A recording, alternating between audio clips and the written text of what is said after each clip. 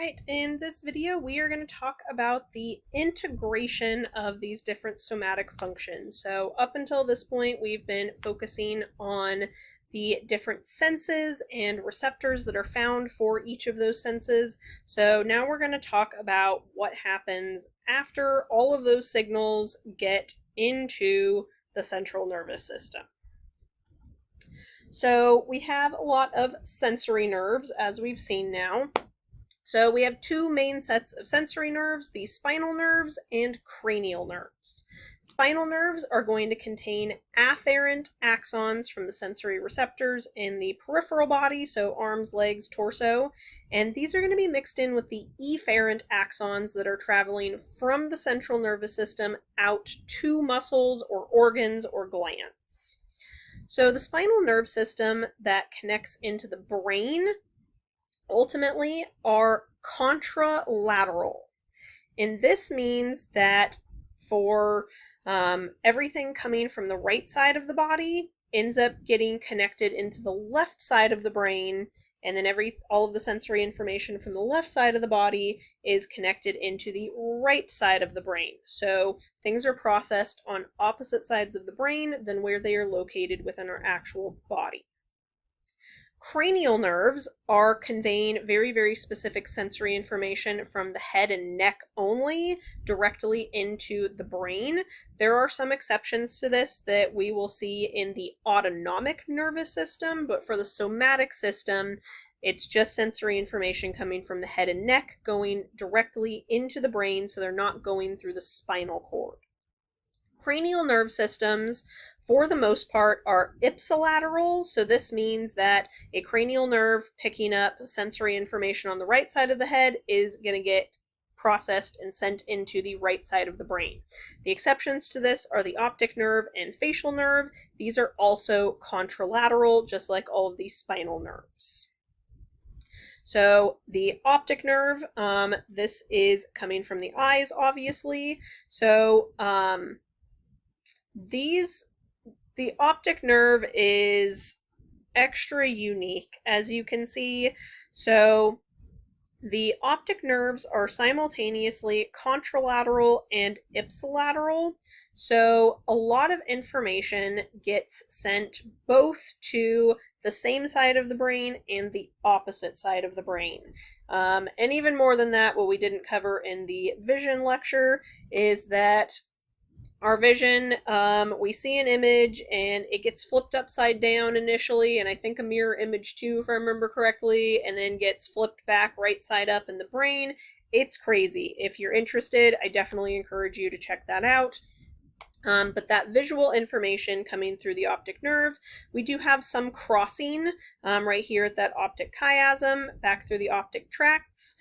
This will go into the thalamus as well as the occipital lobes back here, and some other structures down here that we haven't gotten into in this course. Getting into this a bit more, the spinal cord and brainstem, so looking at ascending pathways. So this is a sensory pathway carrying the peripheral sensations to the brain. This is also known as an ascending tract, so this is coming from the afferent receptors. All right, afferent receptors go with ascending pathways, A's and A's. Somatosensory stimuli coming from below the neck pass along sensory pathways in the spinal cord, and then that somatosensory stimuli from the head and neck go through those cranial nerves again, very specifically the trigeminal system. And then the dorsal column system, dorsal column in the spinal cord and the spinothalamic tract, so spinal cord and thalamus. These are two really, really, really big pathways bringing that sensory information from the peripheral nervous system into the brain. So that dorsal column system has a lot to do with touch sensation and proprioception below the neck. So this starts with the axons of the dorsal root ganglion. So we covered that in lab. So that neuron enters the dorsal root and joins into that dorsal column of white matter in the spinal cord. And then this gets separated into two component tracts. The fasciculus gracilis, this is containing axons from the legs and upper body, or lower body, sorry. And then the fasciculus cutaneus, this has axons coming from the upper body and arms. So these tracts end or terminate at the respective nuclei of the medulla. So this is going to end up continuing as a lemniscus, terminating in the thalamus. So that last neuron that projects its axons into the from the thalamus into the different areas of the brain, it's projecting those axons into the post-central gyrus of the cerebral cortex. So we have that central gyrus or central sulcus, and so the gyrus behind it, more posterior, is that post-central gyrus again. That spinothalamic tract, this is more for pain and temperature sensations from below the neck. It's also going to start with neurons in the dorsal root ganglion. Their axons go through the dorsal horn, and then they form synapses with the second neuron in their respective pathways, and then axons from those second neurons end up transferring into that spinal cord and ascending into the brain, into the thalamus. All right. And then each of those synapses with a third neuron within their respective pathway. So there is some synapses passing through this spinothalamic tract. And then the neurons in the thalamus end up sending their axons through that spinothalamic tract, and again synapsing in the post-central gyrus of the cerebral cortex. So both of these end up in that post-central gyrus area of the cerebral cortex, but how they get there is a little bit different, and what information they're sending is different. So here's some visual representations. So here's that dorsal column system here. So here's a dorsal root ganglion. So touch, proprioception, sensations coming in. Here are those pathways in those two columns on that dorsal side of the spinal cord, going all the way up the spinal cord, all right, and into the thalamus, and then that post-central gyrus, specifically the cerebral cortex there. And then here's our spinothalamic tract. So you can see these are different sections of that matter within that dorsal side of the spinal cord, and the lateral columns on the spinal cord. So the dorsal column system is in that dorsal column. Spinothalamic tract goes more through those lateral columns of white matter, and then up into the thalamus and post-central gyrus of the cerebral cortex. All right, so the trigeminal pathway. So again, this is information coming from the neck and head, so face, mouth, nasal cavity, all of that. So we have a trigeminal ganglion. So the axons from that enter the brainstem where the pons is located. These axons end up going to one of three locations, either the spinal trigeminal nucleus of the medulla, the chief sensory nucleus in the pons, or the mesencephalic nuclei in the midbrain. Right? That's a lot of really fun, crazy words, right? So these are each going to have slightly different roles, right? So the spinal trigeminal nucleus in that medulla, this is getting information similar to what's carried by the spinothalamic tract, so pain and temperature sensations. The axons going through that chief sensory nucleus in the mesencephalic nuclei are getting information like what's carried by the dorsal column system, so touch, pressure, vibration, and proprioception.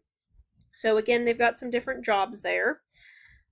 So the second nucleus, or second neuron, sorry, these end up going to the thalamus through this trigeminothalamic tract. So this is all still going to go through that thalamus again. from this trigeminal pathway. And in the thalamus, these axons are going to have a synapse with a third neuron in its particular pathway that go from the thalamus to the primary somatosensory cortex of the cerebrum. So this is not going to the postcentral gyrus like everything coming in from the spinal cord is. So that cerebral cortex, this is going to help process all of that information again. It's just doing it in different areas. So if you remember that homunculus diagram from the chapters 11 and 12 lectures, I don't remember which chapter it was from specifically, but we have that map of where in the cerebral cortex different things are processed, so sight, touch, taste, etc. So this is going to be those primary cortexes, and we have that all mapped out now, so it's pretty cool if you want to check that out again. We have some other pathways for various senses. So gustation, so sense of taste. So we have a couple nerves, facial and glossopharyngeal, that are going to synapse into a solitary nucleus in the brainstem that then go to the ventral posterior nucleus of the brainstem. So that sense of taste has its own special pathway into the thalamus before going to the gustatory cortex of the cerebral cortex, where taste is processed and we consciously perceive that taste. Sense of hearing or audition, we have that vestibulocochlear nerve synapsing in the cochlear nuclei in the medulla. This is where information from both of our ears is compared to determine where that sound is coming from. And there are some sounds that make this easier than others. So beeping, we have a lot of beeps in our life now from various sources. Microwaves beep, stoves beep, phones beep, everything beeps now. And beeps are actually really hard for us to locate where they're coming from. There's actually a really, really cool episode of, I think it was White Rabbit on Netflix. So some of the people that worked with Mythbusters a while back run White Rabbit Project. And they do have a really interesting episode covering which sounds are easier or harder to perceive, where they're coming from. And beeps are really challenging to identify their location. Other noises are a lot easier to make that identification. From here, the axons go to the inferior colliculus of the midbrain, which end up in the thalamus, and superior colliculus. And so those will get processed there. Superior colliculus also receives visual and some somatosensory systems, along with the information coming from our ears. The vestibulocochlear nerve also synapses with the vestibular nuclei in the medulla or cerebellum.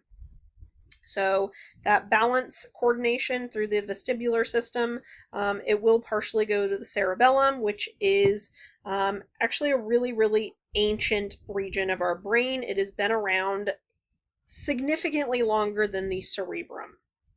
And then vision has its own optic tract system, obviously. We've kind of looked at that already. So it will still go through the thalamus, but it is also going to pass through the hypothalamus as well. And then it has its own special regions within the brain for processing. All right. So the diencephalon, we talked about this a little bit with chapters 11 and 12, but the thalamus is a really important relay center for communication with the cerebrum and the rest of the nervous system, obviously. We've seen that a lot. So sensory input into the thalamus comes from most of our special senses, with the exception of our sense of smell, so olfaction, and some of those ascending somatosensory tracts. So there are 3 regions of the thalamus that we did not cover in lab, so you don't need to have these memorized for lab. But the anterior nucleus, this is a relay section between the hypothalamus and the limbic system, where our emotions and memory are being processed and produced. The medial nuclei is a relay center for information from the limbic system and basal ganglia into the cerebral cortex. And then we have very special and somatic senses that are connected to the lateral nuclei, and this information is getting relayed to the appropriate area of the cerebral cortex in the brain. And then the hypothalamus is part of both our somatic and autonomic functions. So we'll see this again in the next chapter, chapter 14. But it also communicates with the limbic system. So it's helping with that emotion and memory formation, which makes sense being that it's part of the somatic and autonomic functions, because our autonomic system is automatic. These are unconscious things going on in our brain and body. The cerebrum has that cerebral cortex, again, that sensory topography, those homunculus mappings that we've talked about already, because we do have certain areas of that cortex that correspond to where those receptor cells are and what's being processed there. So the topographic relationship between the retina and the visual cortex is actually maintained throughout the entire visual pathway. And so we need that relationship maintained, obviously, so that we are able to process that information correctly.